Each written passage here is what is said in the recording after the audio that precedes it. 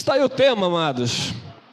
A palavra deste dia: não desprezeis as profecias.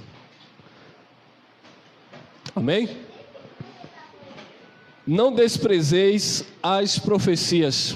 Olha aí, primeira carta de Paulo aos Tessalonicenses, capítulo 5, o versículo é o 20 e o 21.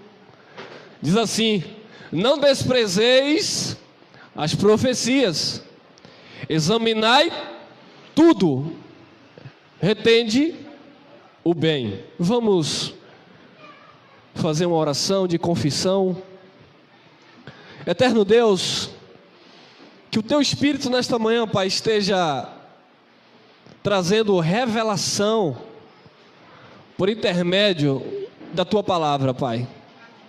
Que o Teu Espírito Santo neste dia, Pai, esteja revelando estas profecias aos nossos corações. Nós queremos, Pai, crescer na graça e no conhecimento, e só podemos por meio do conhecimento das Escrituras. Fala conosco nesta manhã, queremos ouvir a Tua voz. Amém, graças a Deus. Não desprezei as profecias. Amados, o que é que acontece? Quando algumas pessoas ouvem acerca deste assunto, elas pensam, imaginam, porque tiveram a mente cauterizada, foram induzidas e ensinadas de que as profecias é algo que nasce de uma hora para outra no coração do homem. Elas pensam que profecia é o seguinte: ela está ali, lendo a palavra ou fazendo uma oração, e de repente o Espírito Santo vai e toma aquela pessoa, e aquela pessoa começa a soltar palavras ao vento, e ela chama isso de profecia. O apóstolo Paulo, falando aos Coríntios, no capítulo 12, ele fala acerca dos dons espirituais. Ele diz: a uns Deus deu o conhecimento da palavra, a outros a ciência, a outros a fé, a outros o falar noutras línguas, outros idiomas, a outros o interpretar as línguas, a outros o dom de cura, a outros a profecia.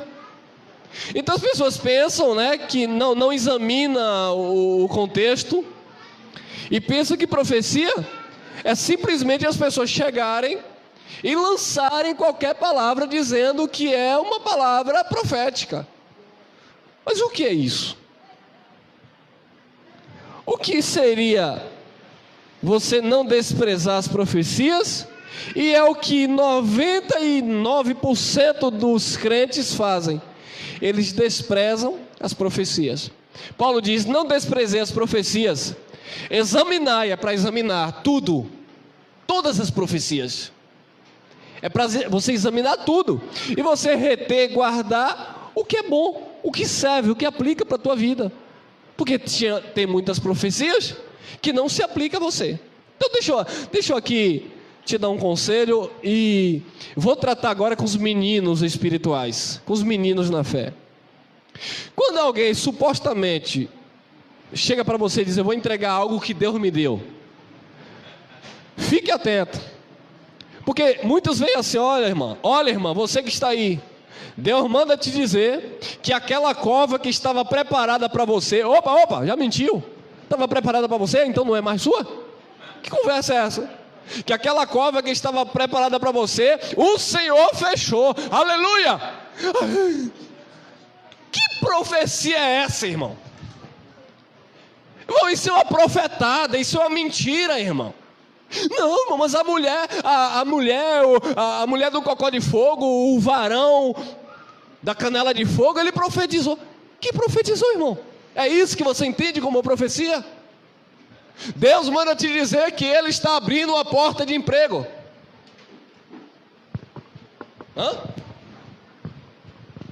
Isso é uma profecia? Irmão?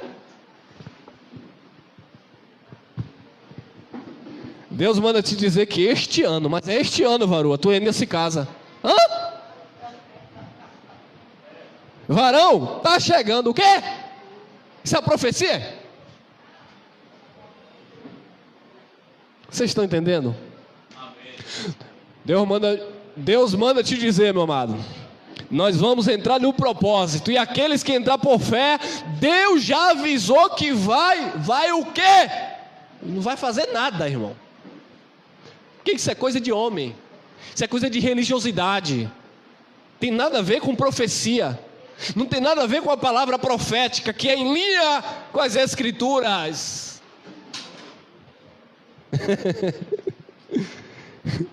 Ah, meu Pai, como nós caímos nisso. Deus mandou avisar o quê? Estão aí agora aproveitando a desgraça, que sempre acontece essas coisas. Veio da suína, da bovina, e da vaca louca, e do frango, agora é o coronavírus, e aí os crentes ficam, mas Deus já tinha avisado. Deus tinha avisado o quê?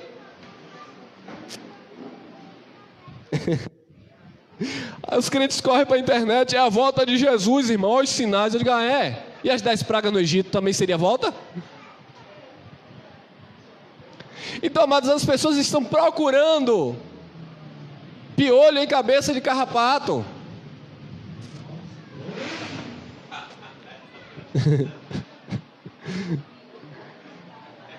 Não desprezei as profecias, examinai tudo e retende o bem. Vamos lá, 2 Pedro 1,20, acompanhe comigo. Sabendo primeiramente isto, primeiro você tem que saber, primeiramente isto, que diga nenhuma profecia da onde? Da Escritura, não é da sua cabeça, não é das suas invencionices por aí. Nenhuma profecia das Escrituras, é das Escrituras, o resto é falácia. Eis que o nada das Escrituras, nenhuma profecia das Escrituras. Nenhuma profecia das Escrituras é de particular interpretação. Não, irmão, mas esta profecia aqui, eu interpreto assim, você. Mas nenhuma profecia das Escrituras é de particular interpretação, não é da sua interpretação. Não, mas espera aí, irmão. Jesus disse em Mateus 24, não passará esta geração. Isto é o quê? Uma palavra profética. Jesus disse, não passará esta dele, não é a minha, é a geração dele. E o que era uma geração? 70 anos. Porque Deus disse que o homem viveria até 70 anos, uma geração, e por mais até 80, mas aí já vinha enfado e cansaço da carne. Jesus está com 30 e poucos anos, melhor dizendo, Jesus está vivendo no ano 30. Ele disse, não passará esta geração. Até o ano 70 faltava 40 anos. Então Jesus disse, não passará esta geração sem que tudo aconteça, se cumpra. Então 40 anos depois, nem foi 40 anos depois, 37 anos depois, antes daquela totalidade, as coisas aconteceram. O templo caiu, a invasão, as guerras, os rumores de guerras que estavam profetizados acerca de Jerusalém, o juízo aconteceu sobre Israel. Então aquela palavra profética foi para a geração de Jesus. Eu preciso examinar as Escrituras e não interpretar do meu jeito, não, irmão. É no Apocalipse, é lá na frente. Aí deram datas. Vai acontecer em 2000, o mundo vai acabar. Não aconteceu. Não, vai ser em 2002, não vai. É 2012, não vai. É 2000 e tanto, não vai. Tanta profetada, tanto tiro pela culatra que já saiu por aí. Não, porque a escritora da igreja que guarda o sábado, ela disse que tal data já passou, cadê? É porque é de particular interpretação. Eles queriam ter a própria interpretação. Não pode, não pode. Sabendo primeiramente isto, que nenhuma profecia da Escritura é de particular interpretação. Por quê, Pedrinho? Por quê, Pedrinho? Porque a profecia nunca foi produzida por vontade de homem algum, mas os homens santos de Deus falaram inspirados pelo Espírito Santo. Que conversa é essa de inventar profecia, irmão? A profecia nunca, olha lá, a profecia, porque a profecia nunca foi produzida por vontade de homem algum. Peraí. Eu vou produzir uma profecia, a tua profecia, não a profecia de Cristo, não a das Escrituras. E é por isso que as pessoas vivem aí sendo jogados para um lado ou para o outro, por todo o vento de doutrina, porque os homens estão inventando profecias. Quer ver? Leva essa Bíblia, R$900, que Deus vai te dar a tua casa. Era pagar um mês de aluguel, né? Todo mês mandar um aluguel lá para eles lá, que no final do ano Deus ia dar a casa. Ligue para esse povo aí que deu essa mensalidade que esse falso profeta pediu, para ver se receberam casa de Deus. Claro que não, irmão. Toma aqui, ó, a caneta, é ungida, é R$153. Isso é profético, leva para casa. Não vai acontecer nada, porque profecia de Deus não é produzida por vontade de homem algum, irmão. Isso é mentira.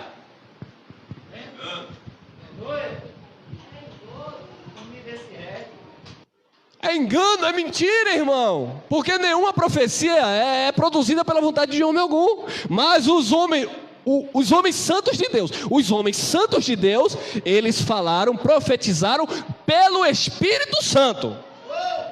Os homens santos de Deus não são esses falsos profetas com Bíblia debaixo do braço. Glória a Deus. E aí o povo fica atrás desses profetas de plantão. Eu vou ali porque o irmão vai profetizar na minha vida. Ai, como já profetizaram na minha vida. Não aconteceu nada do jeito que falaram. Aconteceram tudo melhor, porque a vontade de Deus, ela é boa, perfeita e agradável. Glória a Deus. Aleluia. E vai acontecer isso, tu vai casar com isso, e ouvir aquilo, tu vai viajar para ali, tu vai viajar para lá, e tem uma pedra na tua vida, e tem uma sombra, e tem um buraco, tu vai cair, tu vai morrer. E eu te vi bebendo, eu te vi falando. Tu me viu o quê, rapaz? Ai, pra lá com essa mentira, rapaz. Falei com o meu sobrinho. Tá mentindo, mentirosa? Ô, gente. Porque a profecia nunca foi Que palavra, irmão, olha para isso. Não precisava pregar mais nada aqui, ó. Olha para isso. Porque a profecia nunca foi produzida por vontade de homem algum, mas os homens santos de Deus falaram, inspirados pelo Espírito Santo. Por que eles falaram inspirado? Porque não tinha as Escrituras. Então Deus o inspirava e eles profetizavam. Não tinha ainda os manuscritos. Mas agora já tem. Eu vou profetizar o quê? Eu vou agora declarar e falar o que já está profetizado, escrito, irmão. Eu não tenho que inventar mais nada, irmão. Irmão Elcio, o senhor tem uma palavra profética aí para mim? Tenho sim. Tenho aonde? Na Escritura, amém? Pelo Espírito, amém? O senhor tem, irmão, uma palavra profética aí para mim? Tenho aí, por exemplo, Eclesiastes, capítulo 12, versículo 7, é uma palavra profética.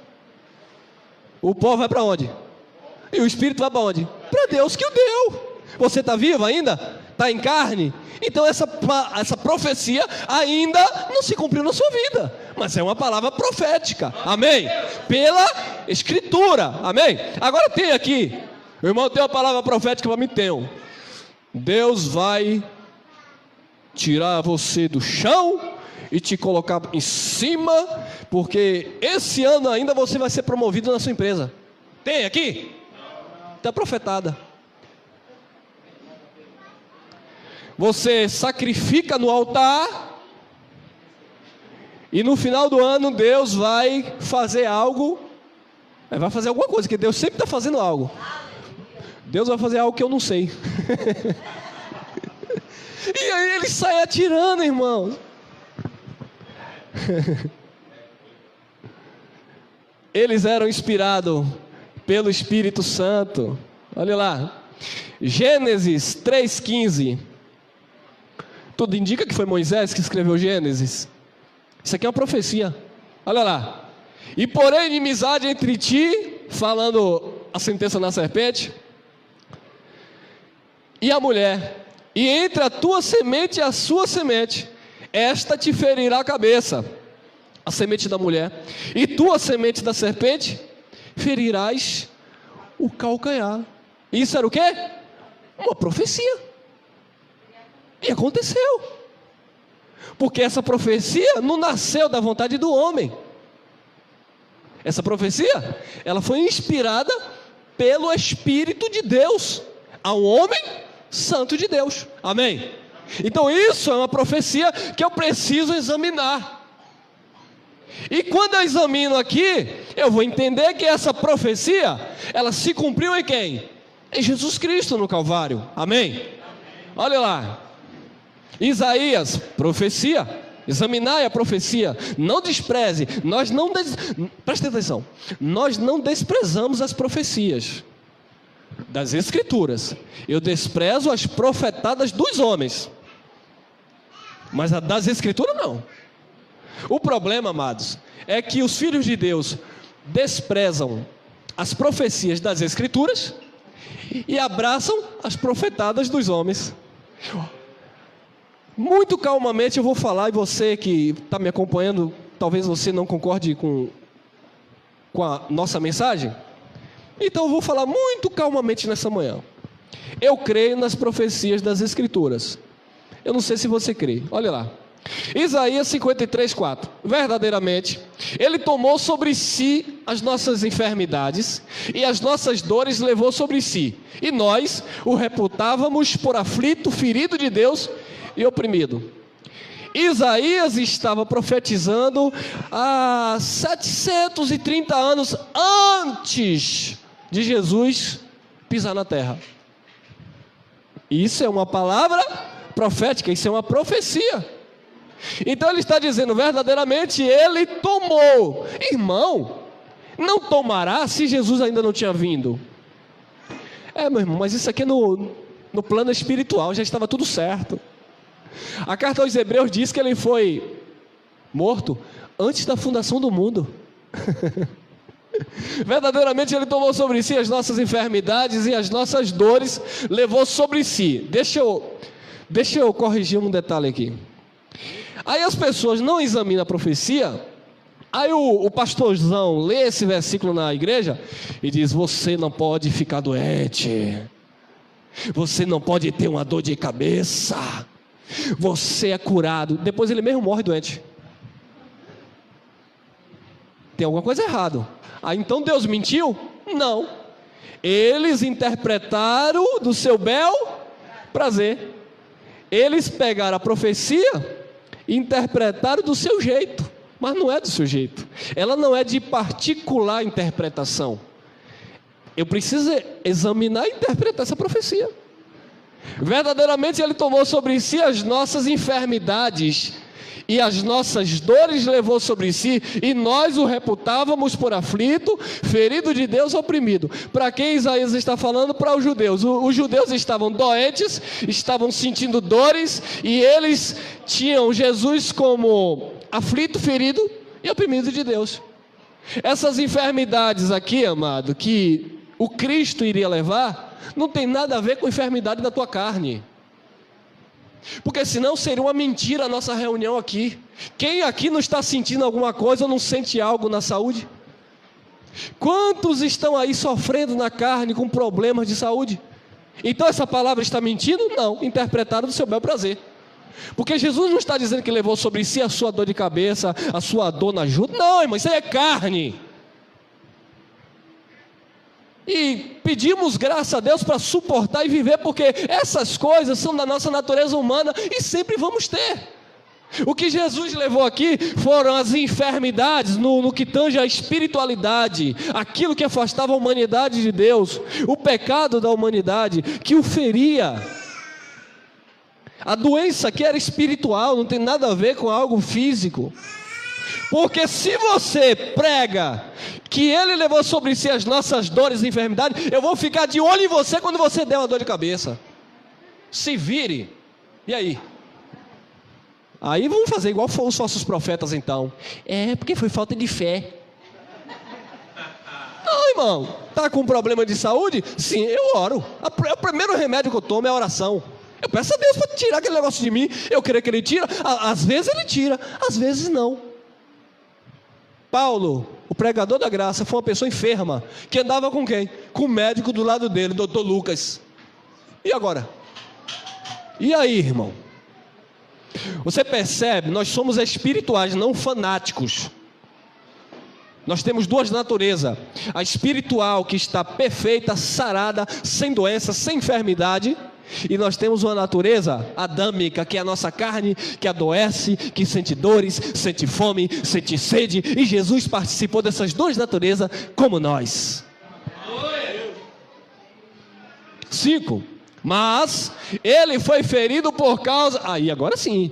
Ele foi ferido por causa das nossas transgressões e moído por causa das nossas iniquidades. O castigo que nos traz a paz estava sobre Ele, e pelas suas pisaduras fomos sarados. O profeta está profetizando para um povo que viveu debaixo daquele pacto.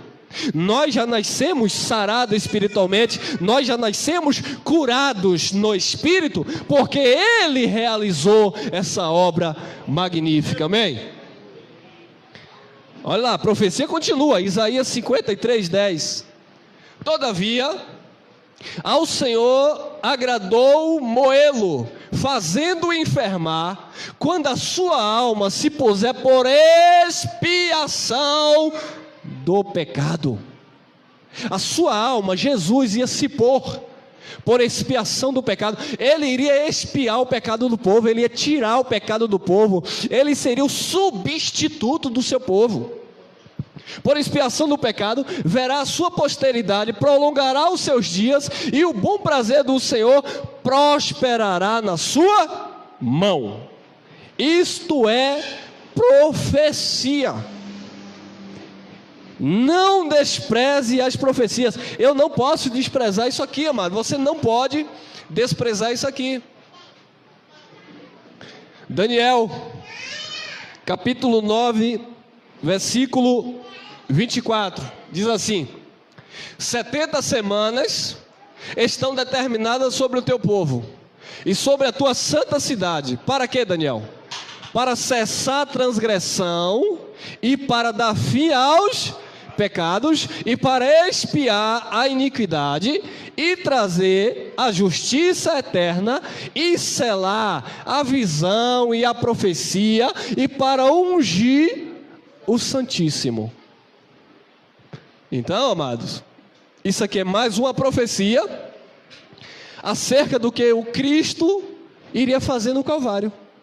Estava determinado aqui essas 70 semanas, onde de fato toda transgressão e todo o pecado seria expiado, a iniquidade, e trazer a justiça eterna, e selar a visão, completar, concluir a visão e a profecia, e para ungir o Santíssimo. Isso era uma profecia que se realizou, se consumou em quem? Em Jesus. João, capítulo 19, versículo 30, Jesus diz: está tetelestai, está consumado. Então esta profecia, ela se cumpre em Jesus no Calvário. Então precisa examinar essa profecia e crer. Bom, se a profecia dizia que a transgressão, o pecado, a iniquidade seria expiada, seria tirado, e Ele traria justiça eterna, eu preciso crer que a obra de Jesus no Calvário foi perfeita. Mas muitos irmãos que nos ouvem não crê. Por quê? Porque ele se vê ainda em pecado de condenação. Uma coisa é você se ver em pecado, em condenação da sua carne.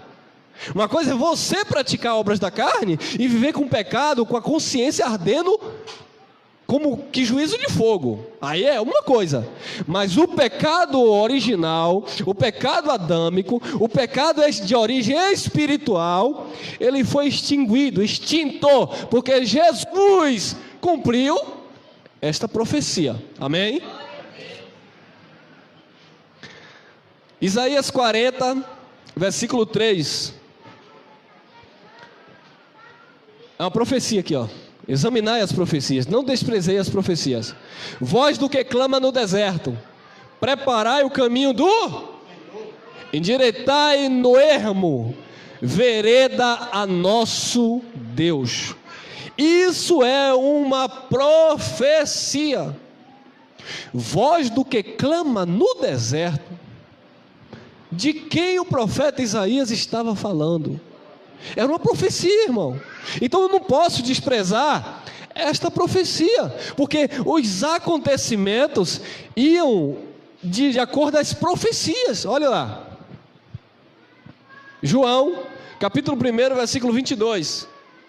Disseram-lhe, pois, quem és, para que demos resposta àqueles que nos enviaram? Que dizes de ti mesmo? Então João estava batizando lá no Rio Jordão, e os fariseus enviaram os seus discípulos, mandaram perguntar a João, quem era João? Aí perguntaram, tu és profeta? João disse, não. Tu és o Cristo? João disse, não.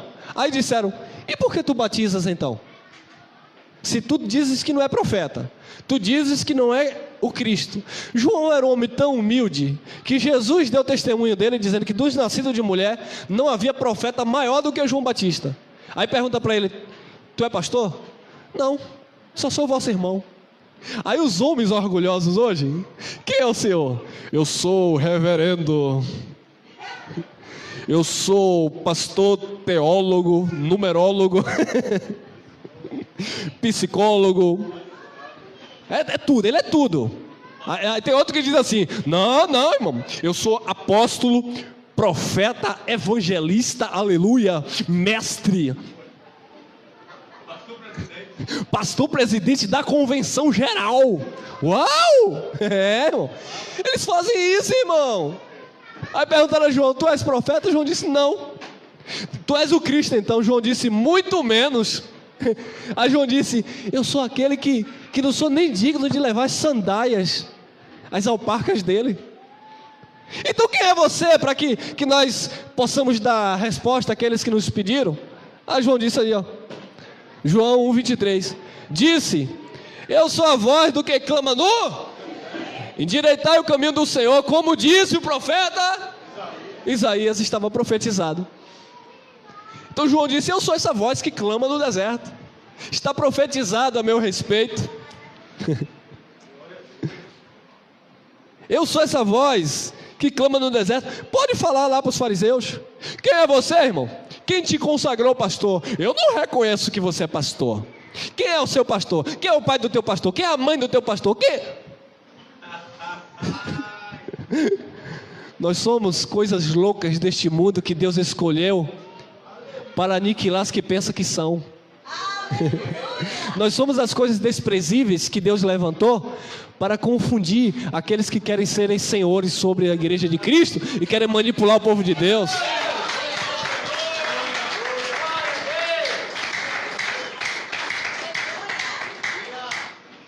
Olha aí, irmão, João 1,29. No dia seguinte, João viu a Jesus que vinha para ele. Essa mesma passagem, irmão, em Mateus, está falando que é quando Jesus foi se batizar, amém? É a mesma passagem. João estava batizando, e lá em Mateus diz que Jesus foi para se batizar por João. Está lá em Mateus capítulo 3, versículo 11 em diante.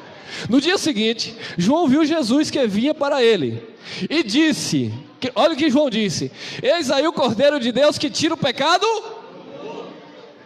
Por que João disse isso? Isso aqui é uma profecia. João profetizou o que já estava profetizado em Isaías. Em Isaías estava profetizado acerca de Jesus, e em Isaías estava profetizado acerca de João, e ele simplesmente repetiu a profecia, agora na sua linguagem, porque ele preparou o caminho do Senhor, e Deus havia mostrado quem era Cristo. Eis aí o Cordeiro de Deus, que tira o pecado do mundo.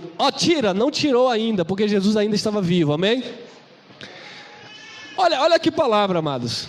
João 1,31. Aí João disse assim, e eu não conhecia. Olha, interessante, amados. João, segundo a carne, ele era primo de Jesus de Nazaré. E quando as mães estavam grávidas, elas se encontraram. E diz que o Espírito Santo, as crianças se alegraram no ventre já. Começaram a se comunicar no ventre. Então, João era primo de Jesus, segundo a carne. Mas João diz o seguinte: e eu não conhecia. Irmão, olha para aqui, irmão. Mas para que ele fosse o quê? Manifestado a Israel, vi eu por esse motivo, batizando com águas. Só nesse texto nós conseguimos pregar e ensinar o porquê hoje na nova aliança é desnecessário o batismo com água.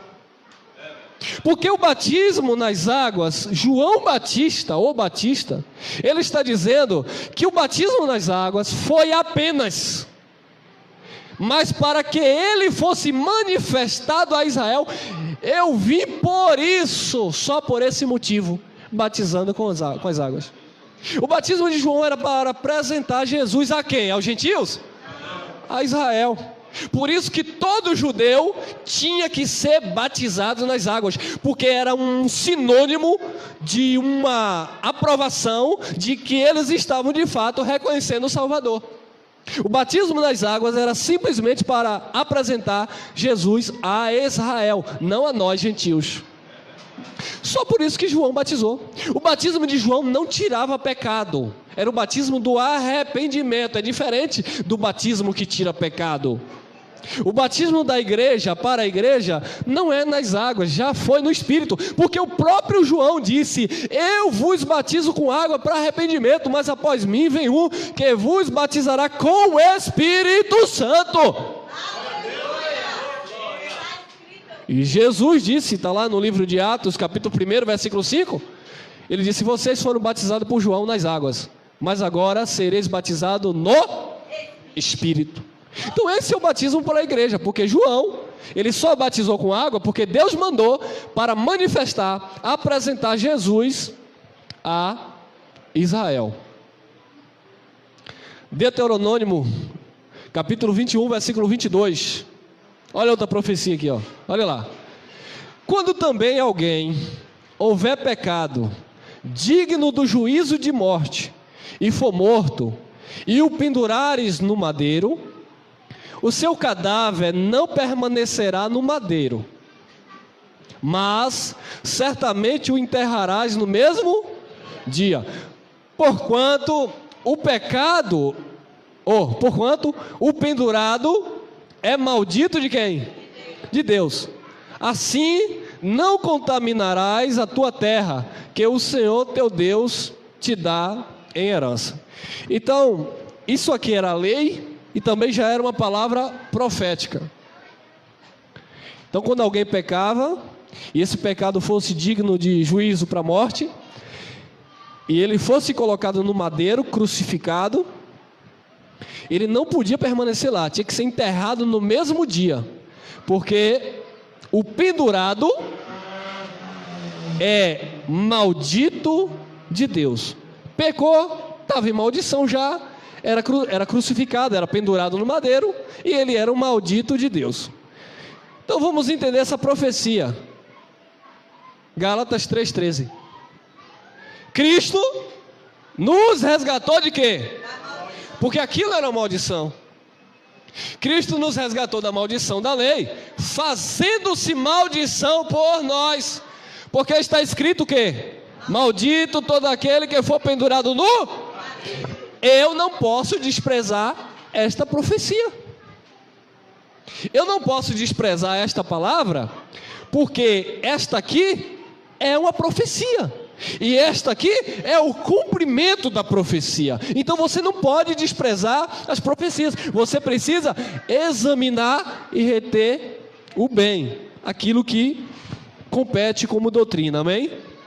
Olha lá, Colossenses 2,13. E quando vós estáveis mortos nos pecados e na incircuncisão da vossa carne, vos vivificou juntamente com ele, perdoando-vos todas as ofensas. Paulo está falando para os colossenses, que era uma igreja gentílica, não era judeu.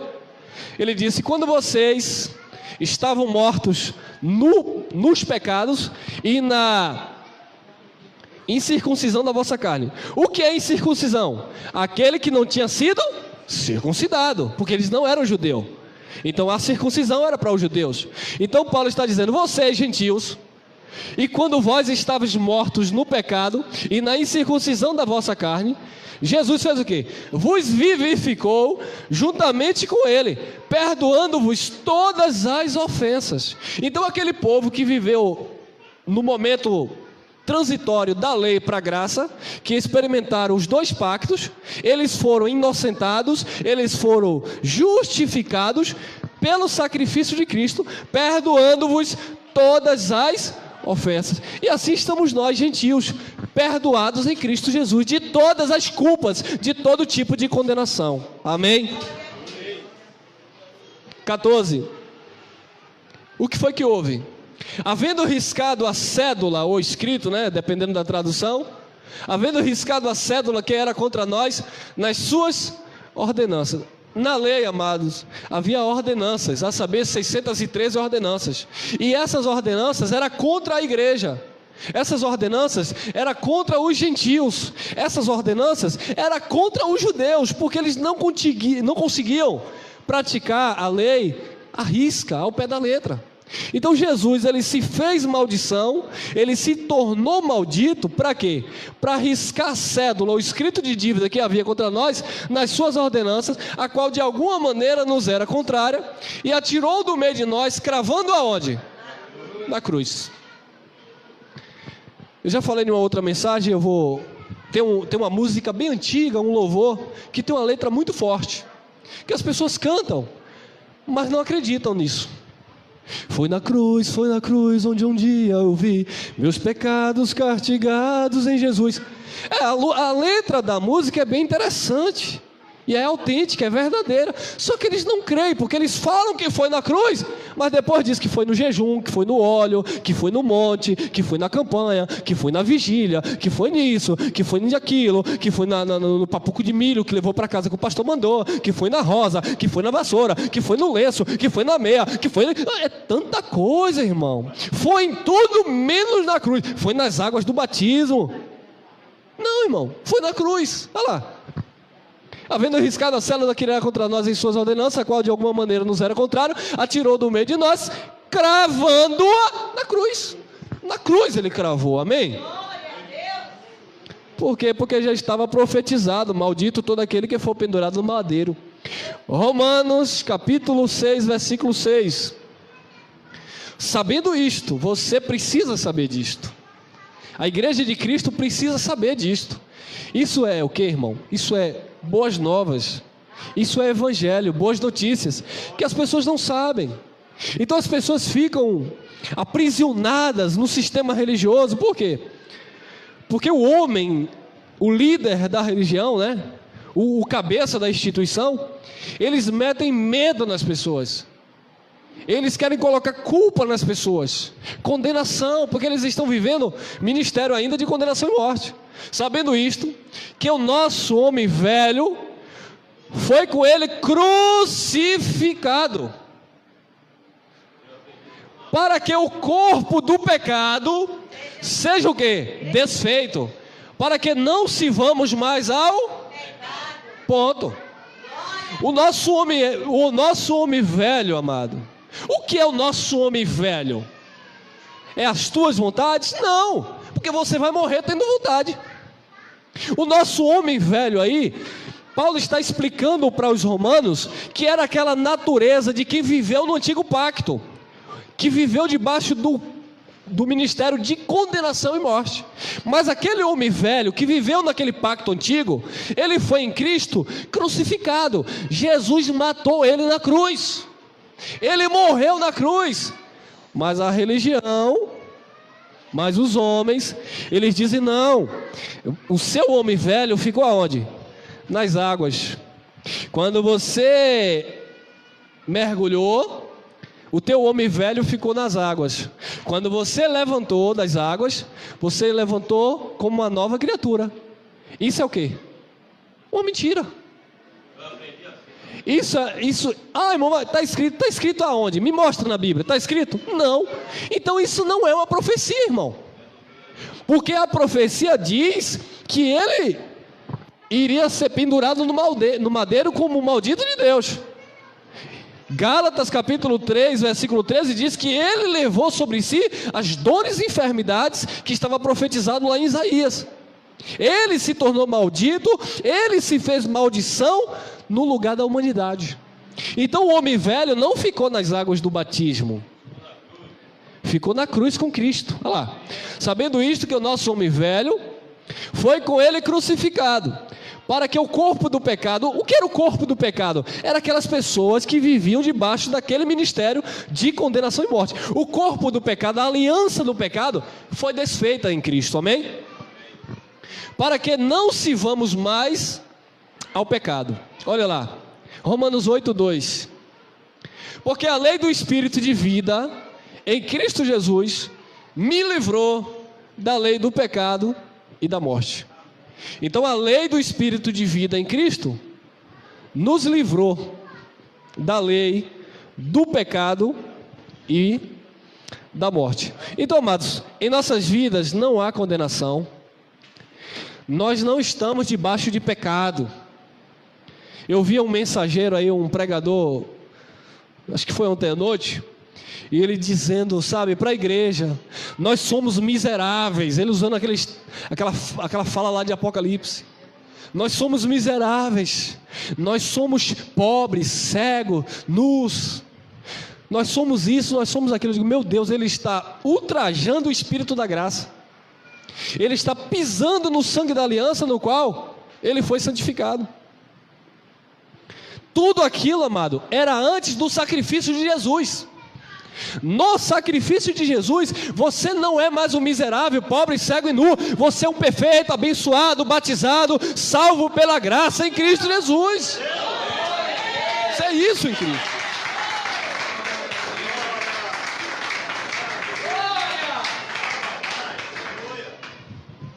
Então quando alguém vir com essas profetadas para cima de você, não receba. Você não é isso que a religião diz que você é. Você é o que a palavra de Deus diz que você é. Eu preciso examinar as profecias. Romanos 8:3. Porquanto o que era impossível à lei, visto como estava enferma pela carne, Deus, enviando o seu Filho em semelhança da carne, do pecado, pelo pecado, condenou o pecado na carne.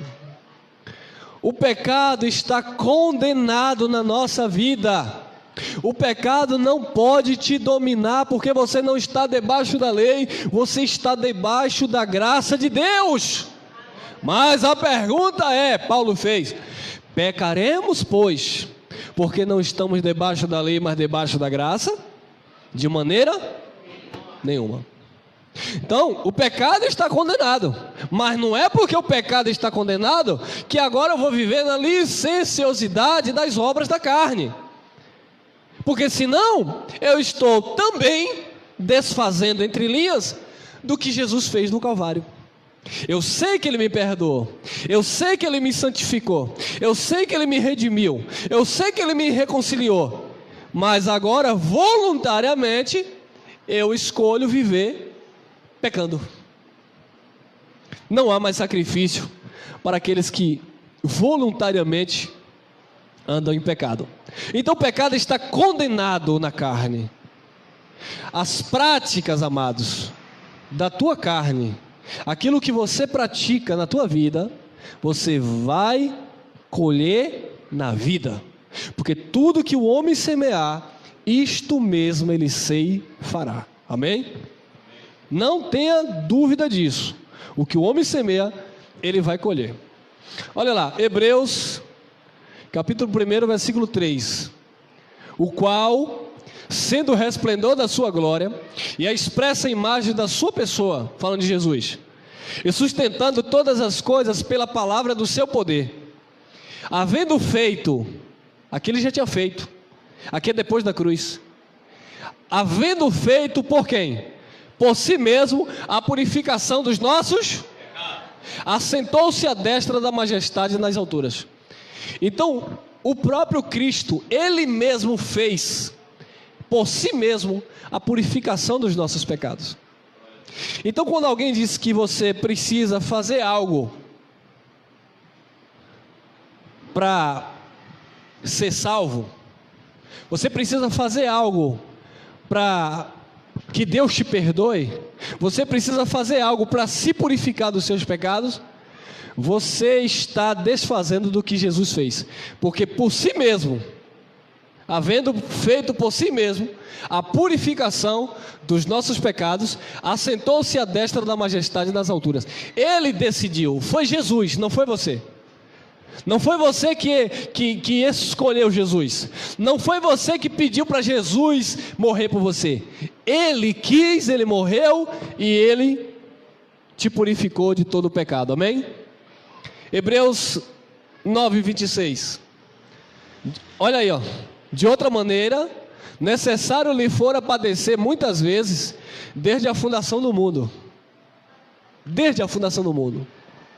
Mas agora, na consumação dos séculos, uma vez se manifestou para aniquilar o pecado pelo sacrifício de quem? Da oração forte do pastor, da vigília, todo sacrifício de si mesmo. Então não é pelo que o homem faz, é pelo que Jesus Cristo fez no Calvário. Na consumação dos séculos, no término daquele século, Jesus Cristo no Calvário, ele aniquilou o pecado pelo sacrifício de si mesmo. Por isso que João disse, ele é o Cordeiro de Deus que tira o pecado do mundo. Olha aí, Hebreus 10, 10. Na qual vontade temos sido o quê? Santificados pela oblação, pela oferta do corpo de Jesus Cristo, feita uma vez. Agora, amados, vamos pensar um pouco. A palavra está dizendo que com uma só oblação, com uma só oferta, com um único sacrifício, nós fomos santificados. E por que a religião insiste em fazer cultos de santificação, de consagração, de libertação? Está tudo errado, irmão. Ô irmão, vai para onde hoje? Eu vou para o culto de libertação. Ô irmão, você chegou atrasado 2020 anos.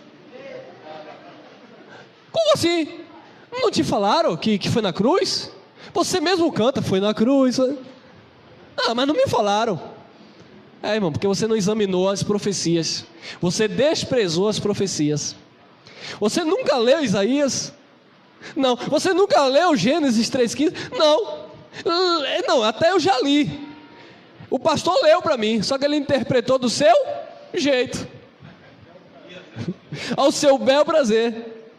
Então, meu irmão, eu preciso continuar indo para o culto de consagração, eu preciso continuar indo para o culto de santificação, eu preciso continuar indo para o culto de libertação, porque, entre linhas, é o que eles estão dizendo.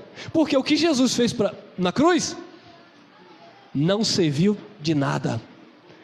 Agora imagine como Jesus olha para esta igreja que pensa dessa forma. Imagine Jesus olhando para as pessoas que pensam dessa forma, com a Bíblia debaixo do braço, correndo para a casa de Deus para se santificar, com a Bíblia debaixo do braço, correndo para o monte para buscar o Espírito Santo. Quando a palavra de Deus nos diz isso aqui, meus amados, a nossa reunião aqui é simplesmente para exaltar e agradecer e engrandecer aquele que já fez tudo em nossas vidas, na qual vontade temos sido santificados pela oblação do corpo de Jesus Cristo, feita uma vez. 11. E assim, Paulo faz um paralelo aqui, nós cremos que foi Paulo, fazendo um paralelo da lei e na graça. E assim todo sacerdote aparece cada dia ministrando e oferecendo muitas vezes os mesmos sacrifícios que nunca podem tirar pecados.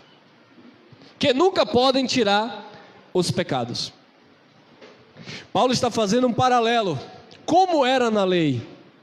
E eu hoje vou fazer um paralelo, como é a igreja que se reúne em graça e como é a igreja do sistema religioso. A igreja que se reúne em graça, ela já reconheceu o sacrifício de Jesus.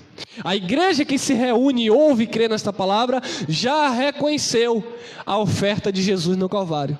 Então hoje nós glorificamos ao Senhor. Agora, a igreja que não reconheceu o que Jesus fez, eles vivem aqui, em desobediência. Por quê? E assim todo sacerdote aparece cada dia ministrando e oferecendo muitas vezes os mesmos sacrifícios que nunca podem tirar pecado. E assim eles vivem, todos os dias, todas as reuniões. Irmão, por que na sua igreja só tem 2 reuniões, quarta e domingo? É porque é desnecessário. Se nós fizéssemos só uma na semana, não era o suficiente. Se fizesse só uma no mês, também era o suficiente. Para alguns, para os maduros. Mas tem outros que precisam, né, tá sendo cuidado, está sendo instruído para amadurecer mais rápido. Mas é para todos amadurecerem, amém? Todos crescerem. Não, irmão, na minha são 5 reuniões por dia. E vocês sabem que tem. E tem até mais, né, irmão? 7, 8, 9, 10, para um pouquinho para almoçar, aí vem 2, 3, 4 e a de 19 horas. Todas elas têm que ter sacrifício no altar. Todas elas têm que ter oferta especial, vocês sabem disso. Todas elas têm que ter entrega. Mas não é entrega de si, é entrega do que você tem. E aí os sacrifícios se modernizaram, mano. São modernos hoje. E assim todo sacerdote aparece cada dia ministrando e oferecendo muitas vezes os mesmos sacrifícios. Quando você era da religião, que eu fui também, quantas campanhas de jejum você participou durante o ano? Muitas. Mudou o que na tua vida? Olha aí, mudou o que? Nada. Quantos propósitos? Detalhe, deixa eu corrigir. Algumas vezes mudou alguma coisa na tua vida, mas não foi por causa da campanha. Foi porque já estava na vontade de Deus. E você lá ou não, ia acontecer do mesmo jeito. Porque estava no projeto de Deus. Mas os homens, eles se colocaram como mediador entre você e Deus, para dizer que a glória e a honra é dele, e que você tem mérito nisso, porque você obedeceu a voz do ungido de Deus. E aí, eles começam ameaçando as pessoas, e se você não se submeter a eles, você é endemoniado, você é um herege, você é um rebelde. Para eles, para o sistema religioso, nós vamos sempre ser rebeldes mesmo, porque nós não vamos aceitar mais nunca, meu irmão. Então eles oferecem os mesmos sacrifícios. Mas isso é cansativo, né, irmão? Porque era cansativo para os sacerdotes, sabia? Todo dia tinha um grupo, o grupo dos sacerdotes levíticos, tinha o grupo que cortava lenha, carregava, o grupo que armava lá e colocava lenha no altar, o grupo que colocava o fogo, e o outro que sacrificava. Isso era cansativo demais, irmão. Todos os dias, ainda tinha o sacrifício, 2 sacrifícios, o sacrifício anual. Mas esse sacrifício nunca tirava pecado. Assim é o sistema religioso. A campanha do sabonete, a campanha da caneta, a campanha do óleo, a campanha da rosa, a campanha da vassoura, a campanha da bruxa, a campanha do... porque tem a vassoura ungida, então tem a bruxa, né, que sai na vassoura. A bruxa ou bruxa é ele, né, que ele é o feiticeiro. Então ele coloca a vassoura e tem o bruxo. Então tem tudo isso, mas só faz cansar as pessoas. Mas não muda a vida das pessoas. Porque quem muda a tua vida é Jesus Cristo. Oh, meus irmãos, não leva isso para o lado pessoal não, amados. Isso é para você abrir os olhos e dizer, meu Deus, quanto tempo eu estive enganado. Você poderia até me detonar se eu tivesse aí tentando denegrir a imagem do sistema e tentando te aprisionar a mim. Mas eu não estou tentando aprisionar ninguém a mim, eu não sou dono de ninguém. Eu só quero que você esteja preso em Cristo Jesus, amém? Ele é o teu Senhor, e nele sim, nada te faltará. Olha lá, Hebreus 10, 12. Mas este, Jesus, havendo oferecido para sempre o único sacrifício pelos... Então o sacrifício de Jesus foi por quê? Pelos pecados. Por quê? Porque já estava profetizado. Então eu não desprezo as profecias, porque Jesus se ofereceu para sempre, pelos pecados. Está sentado à destra de Deus. 14. Porque com uma só ablução, oferta, aperfeiçoou ou vai aperfeiçoar? Aperfeiçoou, aleluia. Glória a Deus. Para sempre. Oh, glória. Aperfeiçoou para sempre os que são santificados. Você nesta manhã está sendo santificado por esta palavra. Então para você que está sendo santificado, ou seja, para você que está se informando acerca da obra de Cristo, para você que está ouvindo esta palavra, você está sendo santificado porque Ele te aperfeiçoou para sempre. Agora, se você não ouve uma mensagem como essa, você não se vê santificado, você se vê condenado, maldito, rebelde, desobediente. Por quê? Porque os homens, amados, eles que vão ditar as regras, dizer como é que você está diante de Deus. E você que não tem o conhecimento da palavra, você vai acreditar no homem. Ah, irmão, meu pastor falou que a minha vida com Deus não está muito boa não. Você precisa de um homem para dizer que sua vida com Deus não está muito boa? Você não se examina não, é? Você não tem espelho na sua casa não? Será que eu preciso hoje, com a palavra de Deus, eu preciso hoje que alguém chegue e coloque o dedo na minha cara e dizer, ó, você não está andando na verdade? Será que eu não sei, eu não tenho consciência quando eu estou errando? Eu não tenho consciência quando eu acerto? Claro que eu tenho, irmão. Então eu não estou aqui para ensinar vocês. Eu estou aqui só semeando, porque quem dá o crescimento é Deus. Amém, queridos? Porque no sistema religioso parece que quem tira o pecado é o pastor. É, porque aqui você vai fazer isso, eu vou exigir essas indulgências suas, você vai participar disso, e no final dessa campanha, e assim, e aí o homem fica no pé, está fazendo o quê? Está indo aonde? Está fazendo... Para quê?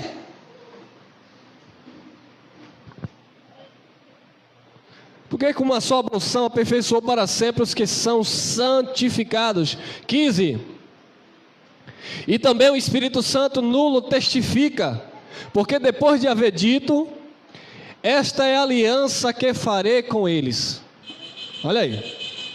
Depois daqueles dias, diz quem? O Senhor. Porei as minhas leis em seus e as escrevereis em seus entendimentos. As leis de Deus já estão no teu coração e no teu entendimento. Acrescenta: e jamais me lembrarei de seus pecados e de suas iniquidades. Ora, onde há remissão destes, pecado e iniquidade, não há mais oblação ou oferta ou sacrifício pelo pecado. Então, amados, as leis do Espírito de Deus já estão em nós. Não é campanha, não é jejum, não é voto, não é oferta, não é nada que vai te purificar diante de Deus, porque as leis do Espírito de Deus já está dentro de cada um de nós. É a nossa consciência com Deus. O sistema religioso é assim: a mulher vai se vestir e pergunta o marido como é que está, e o marido vai examinar e dizer, Deus vai se agradar ou não vai? Ih, mulher, você vai hoje de calça, é? Deus não gosta disso, você tem que ir de saia. Meu irmão, você tem um Espírito. Ou, aliás, o Espírito te tem. Ele está em você. A graça de Deus nos educa. O Evangelho traz educação para a tua alma. O Evangelho te educa. O Evangelho te ensina. O Evangelho te ensina como falar, o que convém falar, quando convém falar. O Evangelho te direciona. É as leis do Espírito de vida em Cristo. Não é um pastor mais segurando aqui no colarinho da tua camisa, não. É o Espírito Santo te guiando em toda a verdade. E jamais me lembrarei dos seus pecados e das suas iniquidades. Onde há remissão destes, não há mais sacrifício ou oblação pelo pecado. Não há mais oblação, sacrifício pelo pecado. O que Jesus fez, Ele já fez de uma vez e para sempre. Você precisa crer, não desprezar as profecias e viver o pacto da aliança eterna, as leis do Espírito de vida que Jesus Cristo já outorgou no teu coração. Amém? O que passa disso é procedência maligna, vem do homem, é profetada, não receba, porque se você, disse Paulo aos Coríntios, se você receber outro evangelho, outro Jesus, outro Espírito, outra doutrina, além desse aqui, além do que você está recebendo, com razão vocês vão sofrer. Paulo também falou para os crentes da Galácia: maravilho-me de que tão depressa vocês desertaram daqueles que vos chamam em graça e passaram para outro evangelho, o qual não é outro, mas há alguns que vos inquietam e querem perturbar, transtornar o evangelho de Jesus. Há alguns que vos inquietam. Você aqui na câmera. Há alguns que vos inquietam e querem transtornar o evangelho de Jesus. Porque a palavra diz assim, mas eles distorcem, como a serpente lá no Éden. E detalhe, eles usam esta palavra para dizer que somos nós que estamos distorcendo. Eles são tão maliciosos que eles que dizem que nós estamos distorcendo as Escrituras. Mas é como o nosso irmão Geraldo diz, né? Estamos distorcendo mesmo. Eles torceram e nós estamos consertando, né? Meus amados, fique com esta palavra no teu coração, cresça na graça e no conhecimento, e entenda que Jesus Cristo é o fim da lei e dos profetas. Tudo converge em Jesus, todas as coisas se cumpriram em Jesus. Jesus Cristo é o cumprimento de todas as coisas. A mensagem é cristocêntrica. Se tirar Cristo, não tem igreja, não tem evangelho, não tem mais nada. Tudo se cumpriu em Cristo. Nós estamos completos em Cristo, perfeitos em Cristo, salvos em Cristo, batizados em Cristo, abençoados em Cristo. Amém? Graça e paz.